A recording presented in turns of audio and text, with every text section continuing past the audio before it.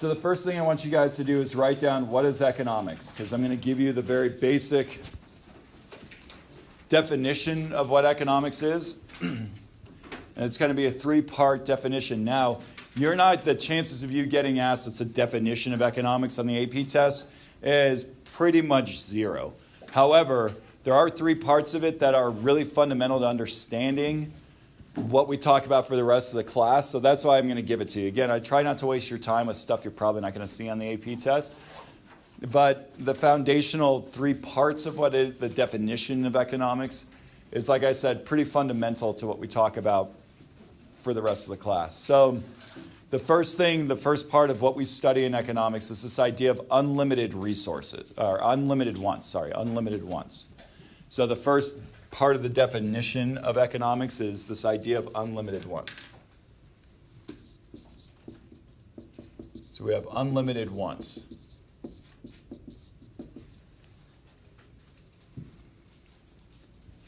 Think about it like this. You come across a genie in the bottle and you rub it the right way.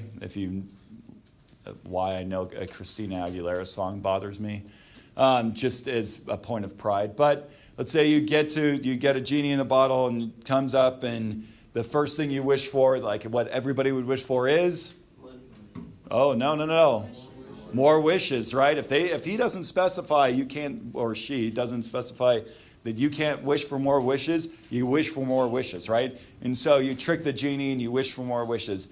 So this idea of unlimited wants, okay, is this idea that if you had a genie and you had unlimited wishes, and really there were no constraints put on you, what would you begin to wish for? And what would you just continually wish for? Think about that way. Probably wish for money, right? You probably wish for certain cars and houses and all types of stuff. Maybe athletic ability or singing ability or whatever the case. You would just rack up the wishes, right? This is the idea of unlimited wants. Now imagine if everyone had genies that granted them unlimited wishes. It'd render money basically useless. But it would think about all of the things people would wish for. Okay, this is this idea of unlimited wants. And if you could continue through the rest of your life, let's say the only thing that the genie, the only couple things the genie says, if you've watched Aladdin, right, is no bringing people back from the dead. You can't do that. And you can't wish for immortality, but you can wish for everything else, right? This idea of unlimited wants, you would flood the genie with wishes. All right. But as a society, we don't have genies with unlimited wishes. All right, so we have limited resources. So we have to deal with this idea of limited resources.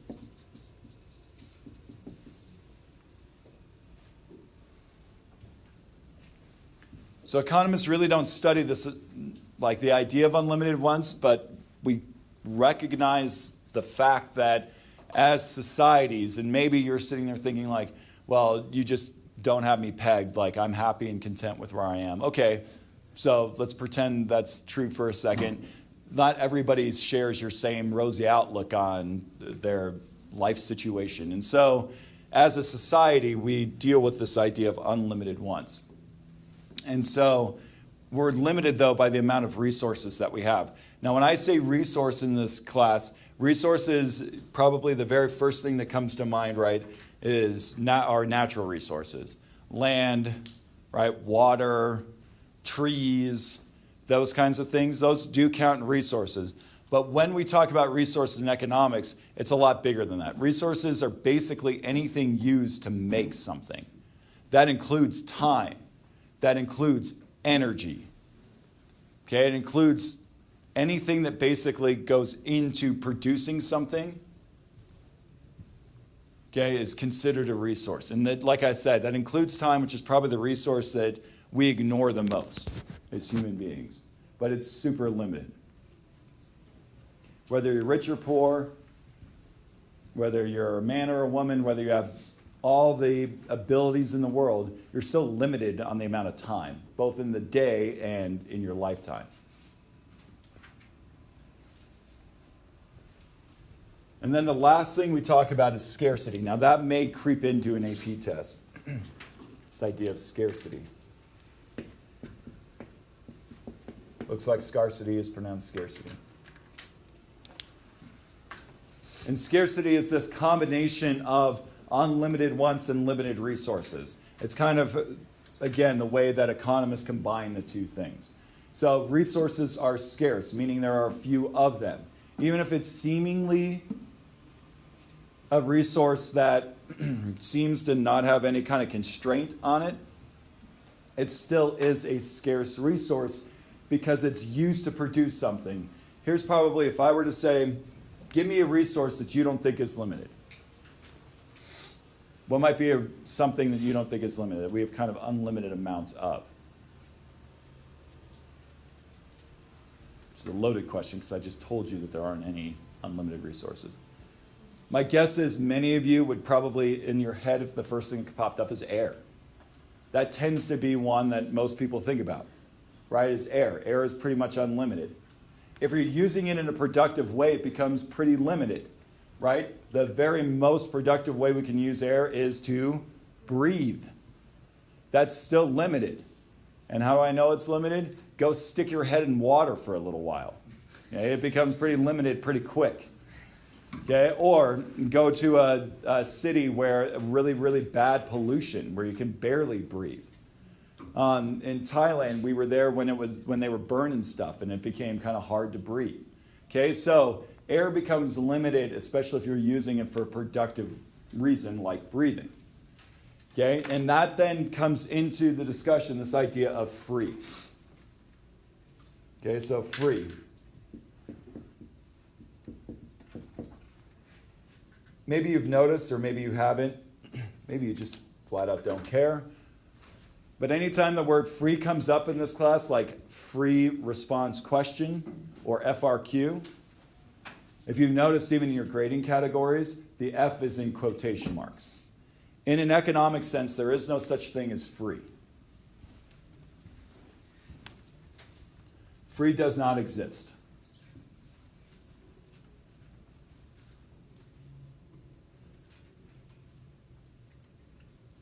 So every time, like, it's been brought up this year especially that you guys have free lunch, I want to stand up and scream, but then they're like, that's just the economist guy. Of course, he's going to stand up and scream at basically anything.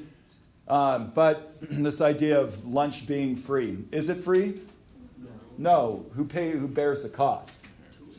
Yeah, your parents with tuition, right? Even the company that makes the lunch still bears a cost. Free in an economic sense means it doesn't cost anyone anything. Okay, that would be the term free. It doesn't cost anyone anything.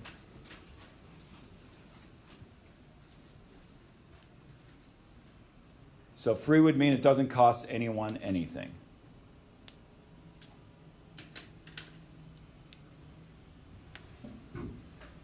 And when I say cost, we immediately go to money. So you're right. In your tuition, it's built in the cost of lunch. Okay, that would be a monetary cost. Breathing isn't free. What does it cost you to breathe? Energy, right? And energy takes you to doing what? What do you have to do to get energy? You don't have to get real scientific on me. Eat. You need to eat. Okay, so they cost you, even if the food doesn't cost you anything, and even if you raid your parents' pantry and just continually consume, easily you could make the argument that it costs your parents money to feed you, but even easier, I think, is it costs you time to eat. One of my favorite Office episodes is when Jim tries to keep track of Dwight and say that he doesn't he doesn't do anything personal on business time, so he doesn't blink for 2 hours.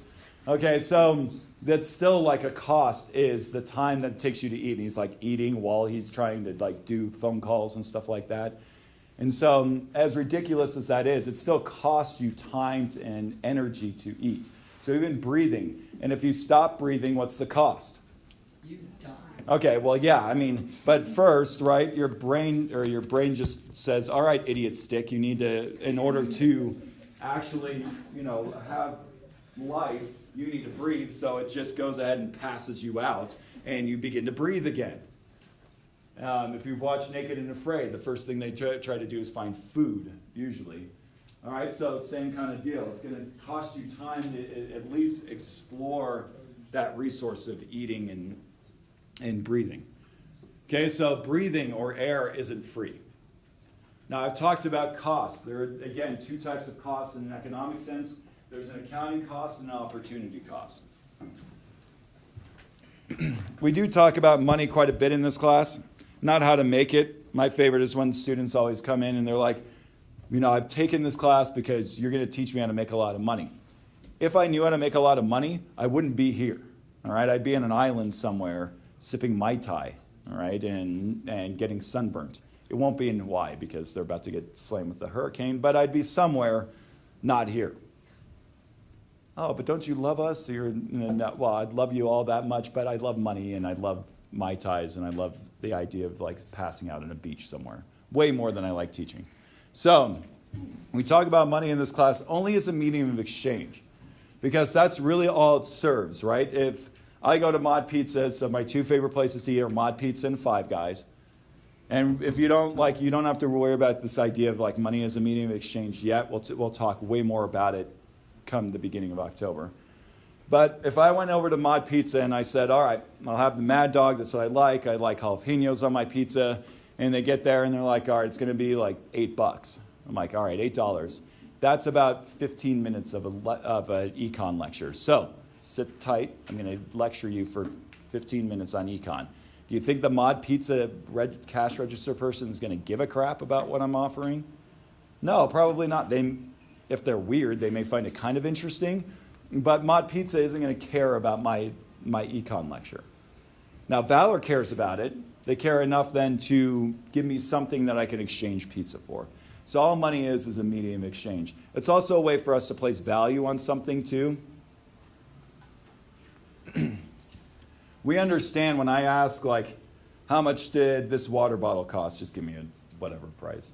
$10. All right, $10. We can quantify that in our head. Like, we know what $10 roughly is worth. Okay, so in our head, we can be like, all right, $10. We can either put that to, like, that cost me, like, a lawn to mow in the summer, or lifeguarding an hour, or you may, like, think, all right, that's going to cost me, if I bought the water bottle, that'll cost me not being able to go to a movie, or something along those lines, right? Like, you can quantify that in your head.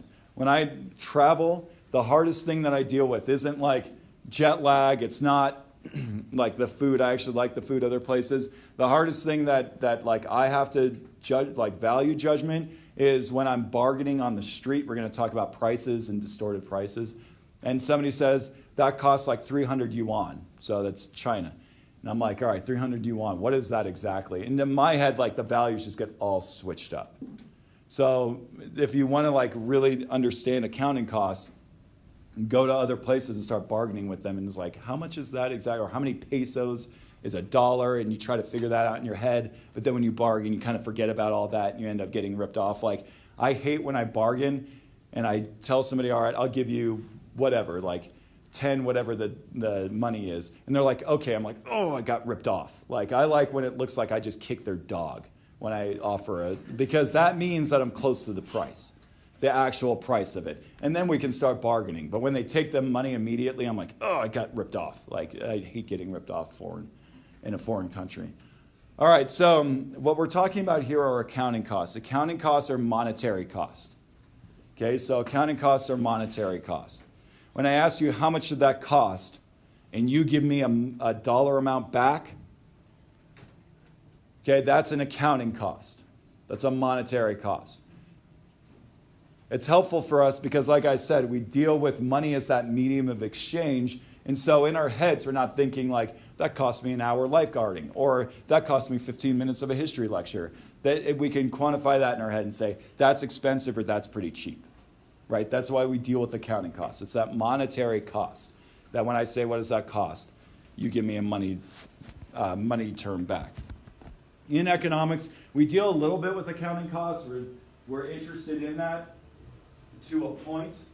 My younger brother's a nerdy CPA. I'm going to bash on him constantly in this class. And all he cares about is, does line, was like the column A in his Excel spreadsheet add up to column B in his Excel spreadsheet? And if they add up, that's a good day for him. His life is sad. So that's all he cares about, is like that dollar amount. Economists care about a lot more than just monetary cost. We also care about opportunity cost. So who here thinks today's the 23rd? Who here thinks they have a birthday closest to today? When's your birthday? The 28th. Anybody beat that? All right, come on up. You're going to order these 3 candy bars in what you want the most to what you want the least. So you want the Skittles the most, M&M's sort of, and, oh no, Snickers takes second. So this is your choice? Mm-hmm. All right, there you go. Yeah, there you go. See how easy that is? Don't ever say you don't get anything out of econ. Unless your birthday is in like June, then you're kind of screwed. But, all right, so her opportunity cost. Okay, so now we're on opportunity cost. Okay, opportunity cost is your next best option. It's what you gave up.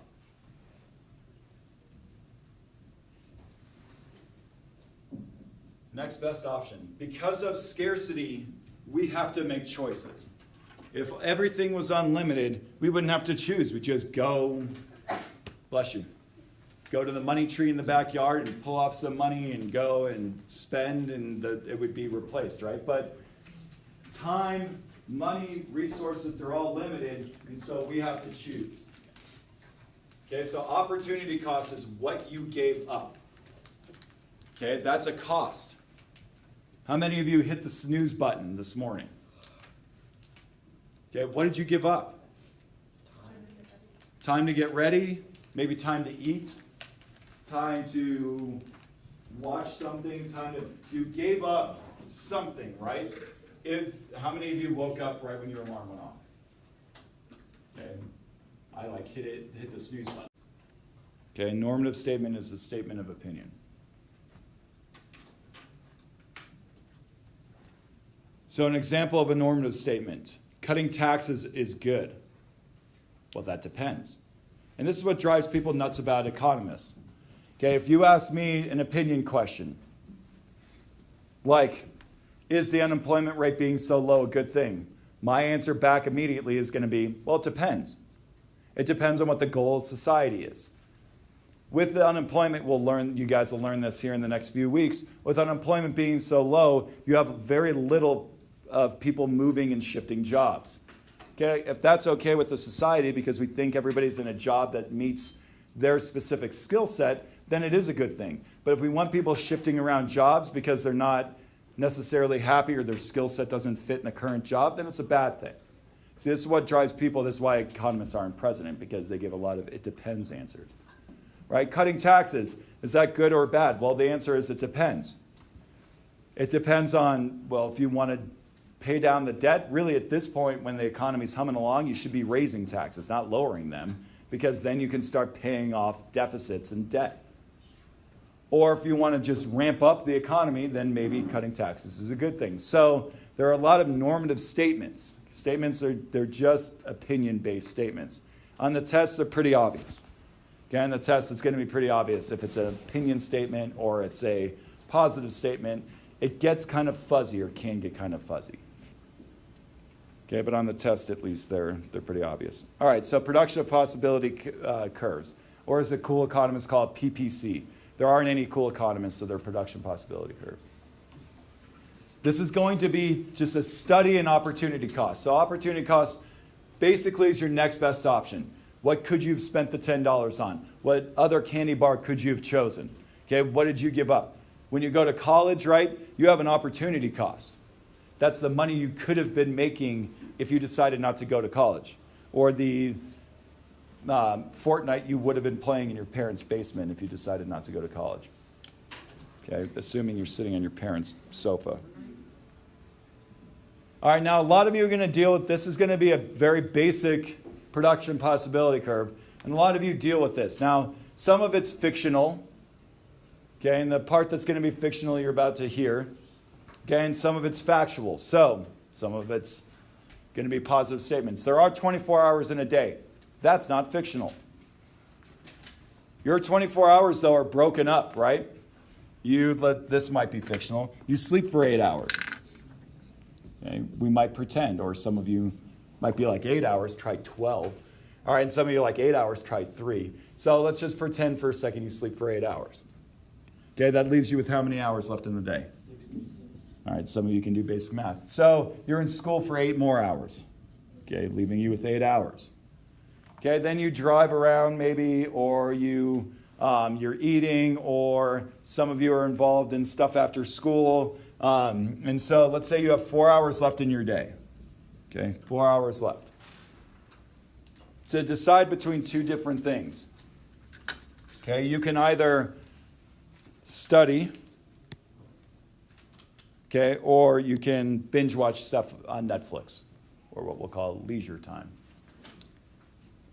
I think I told you guys my biggest piece of advice. Did I give you like my best dating advice? Maybe I did, maybe I didn't. If I repeat it, just let me know. So, and you might look at me and be like, you really shouldn't be offering out dating advice, ugly. And my answer back to you is, I've got a really pretty wife, so you might want to check your facts there. But like my best piece of dating advice will be this. When you go to college and get there a couple minutes before class, find a pretty member of the opposite sex, sit next to them and be like, hey, we should exchange information, because that way if I'm gone, I can get notes from you, and if you're gone, you can get my notes. Like if you do that, it opens up conversation. That's how I met my wife. She was the prettiest girl in the history class that I was in. I sat next to her. We exchanged information. We were married a year later. So, and I married way up. Like in every relationship, there's somebody who settles and there's somebody that reaches. There's a reacher and a settler. My wife is the settler. I am the reacher. All right, I've come to terms with this. I might be always right and perfect, but she totally settled. So, like I said, that's the best piece of it. So when you go to college, this came from a friend of mine who had the most gorgeous friends, because he was fearless. And he would sit next to the prettiest girl in class. He'd sit next to her and be like, hey, we just need to exchange information. And I mean, he had beautiful friends. So he told me to do that. My wife was the prettiest girl in the class. I sat next to her and we exchanged information. The person on the other side of her, that sat next to her on the other side, was some Boulder bro who wore socks with Birkenstocks, didn't look like he showered, but he was like hot in his own way. Like he was the rugged, hot guy that like the girls were like, oh, and the guys could be like, I smelled him like 3 doors down. Like he hasn't showered in eternity. So in college, and if it were up to me, I'd totally run this class like that. In college, you have 3 grades. You have a midterm, a paper, and a final. That's it. Like no quizzes in most of your classes, no busy work. Like those are your 3 grades. And this was that type of class. So I'm sitting next to my wife. We've exchanged information. We're approaching the day of the midterm. And we ended up studying together and all that kind of stuff. But Boulder Bro kind of wanted to study with her too. And so she was like, all right, well, I'll study with him like the day before the test. And we studied a couple days beforehand because I wanted to trick her to think like I had my stuff together. So anyways, she comes into class. We sit down next to each other. Boulder Bro is sitting on the other side of her.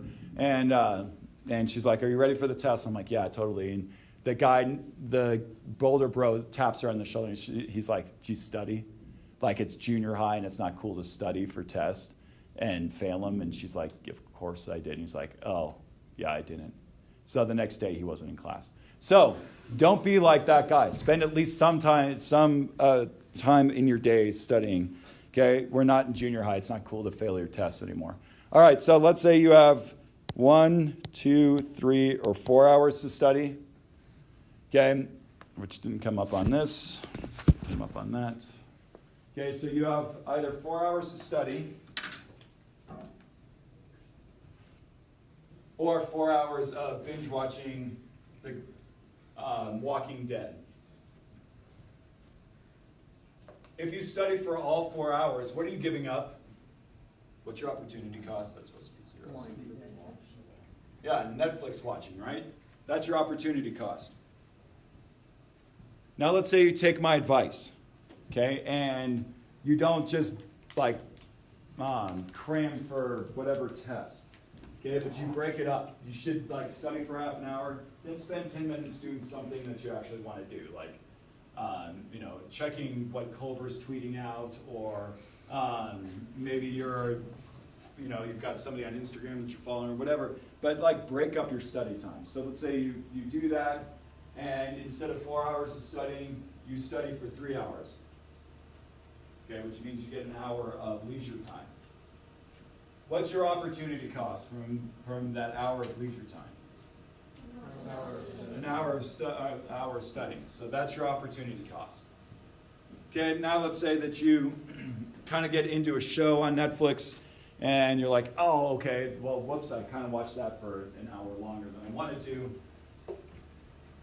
And so you go from 3 hours of studying to 2 hours. What's your opportunity cost? 2 hours. No. You went from 3 hours of studying to, you went from 3 hours of studying to 2 hours of studying. You only gave up 1. Now, if you started at 4, if you started at 4 and then you went to 2, then your opportunity cost is 2 hours. So you got to be real careful on the way it's phrased. Okay, make sure you read the question carefully. Because if you're going from 3 hours to 2 hours, then what you're giving up is an hour. If you're going from 4 hours to 2 hours, you're giving up 2 hours. Okay, then let's say you really get into the show. Okay, you're giving up another hour. Then let's say you're the Boulder Bro and you just fail out of school. Okay, because you're binge watching Netflix. Okay, that straight line right there, that's what we call constant cost. For every one you give up, you gain another one. Okay, that's constant cost. So whenever you see a straight line like that, okay, it's a 1-to-1 ratio. For every one you give up, you gain another one. Okay, and that's true too. If you give up 5, but you gain 5, the ratio is still 1-to-1, right? You're still gaining and giving up 1. So that's that straight line. So we call it constant cost. Tomorrow, when I see you guys, we're going to go over capital, the difference between capital and consumer goods. Okay, and then we're going to hit comparative advantage. All right, so that's what we're going to focus on tomorrow. I will see you then. Have a good rest of your Thursday. Remember, the thing that's due tomorrow is the Blue Book 7 through 22, okay?